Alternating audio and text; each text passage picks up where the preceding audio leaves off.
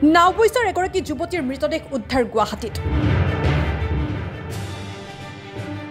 গুৱাহাটীৰ এটা ভাড়াঘৰত উদ্ধাৰ মৃতদেহ। চমুৱাগাঁৱৰ কৃতিকা চৌধুৰীক দিগন্ত শইকীয়াই পলুৱাই নি এটি ভাড়াঘৰত ৰাখিছিল গুৱাহাটীত। ছোৱালীজনী আচলতে এটা ভাল পাই দিগন্ত বোলা ল'ৰাটালৈ পলাই গৈছিলে।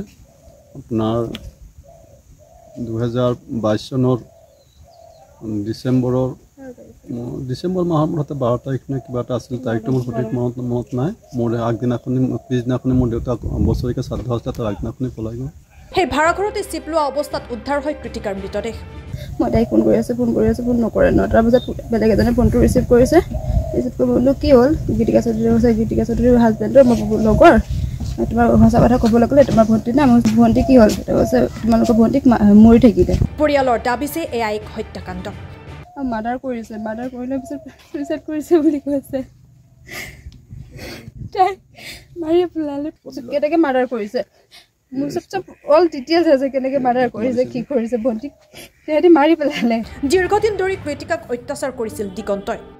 আৰু তাই ইয়ালৈ আহিলে মাকজনীয়ে বহুত অত্যাচাৰ কৰে। তাই ইয়ালৈ আহিছিলে দুৰ্গা পূজাৰ সময়ত, তেতিয়া বহুত অত্যাচাৰ কৰিছে। আৰু আমাৰ ঘৰলৈ মই মাতি আনিলে মাকে লগত বডি কাটি পঠিয়াই। আমাৰ ঘৰলৈ অহাৰ লগে লগে ফোনটো লগাই থ'ব লাগে। ফোনটো লগাই নথ'লে আকৌ তাইক কি হ'লে ফোনটো কাটিছ, তই ফোন লগা বুলি কয়। আকৌ ফোন লগা কি আৰু ফোন কৰি লগাই থাকে। তুমি মাকে পিতেকে অকল কনফাৰেঞ্চ কৰি থৈ দিয়ে, কিবা কয় বোলে আমাক ভয়তে। তাইক বহুত অত্যাচাৰ কৰিলে আগৰ পৰাই। ভাল পাই গৈছিলে নে আপুনি? ভাল পাই গৈছে, তাই ভাল পাইছিলে। ভাল পালে কি হ'ব, ল'ৰাটো তাইক ভাল পোৱা নাছিলে। তাইক মেণ্টেলি ফিজিকেলি চব ফালৰ পৰা টৰ্চাৰ কৰিছে। পৰিয়ালৰ লোকে উচিত তদন্ত আৰু দিগন্তৰ শাস্তিৰ দাবী কৰিছে। কি বিচাৰিছে? আমি বিচাৰিছোঁ সি যেনেকৈ আমাৰ ভণ্টিক মাৰিছে তাৰো সিমানেই শাস্তি হ'ব লাগিব। আৰু সি যদি শাস্তি নাপায় আমি সদায় নেৰোঁ।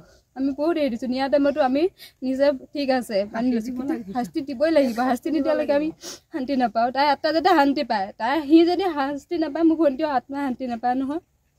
অলপ ফিজিকেলি মেণ্টেলি টৰ্চাৰ কৰাটো বেলেগ কথা। আকৌ কিমান কি খাবলৈও দিয়া নাই। ভিতৰত গোটেই ৰুমটোত গৈ আছে, একো খোৱাৰ বস্তু নাই। চব বস্তু চিডলি বিডলি কৰি গোটেই এইকণত মাৰিছে, ইয়াত মাৰিছে, এইবিলাক চব মাৰ্ডাৰ, পুৰা মাৰ্ডাৰ। আৰু ইয়াৰ হাতত মাক আছে, বাইকো আছে, ল'ৰা বাইকো আছে। ইয়াত ল'ৰা বাইকে অহা নাই, বাইকজনী গুৱাহাটীতে থাকে। ভণ্টিজনী বাইক মানে যে ভাইক বোৱাৰীক কৈছে নাহিব নি, যদি প্লেনিং নকৰা থাকিলে আহিলে হেঁতেন নহয়। প্লেনিং আছে কাৰণে নাই অহা।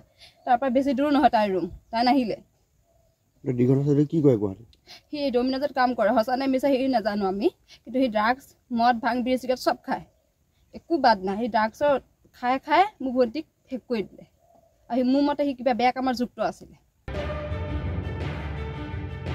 ইংৰাজী নৱবৰ্ষৰ বাবে সীমা শ্বপিয়ে লৈ আহিছে বিভিন্ন ব্ৰেণ্ডত আকৰ্ষণীয় অফাৰ। পুৰুষৰ বাবে আপ টু 50% ৰেহাই, মহিলাৰ বাবে আপ টু 50% ৰেহাই, শিশুৰ বাবে আপ টু 30% ৰেহাই।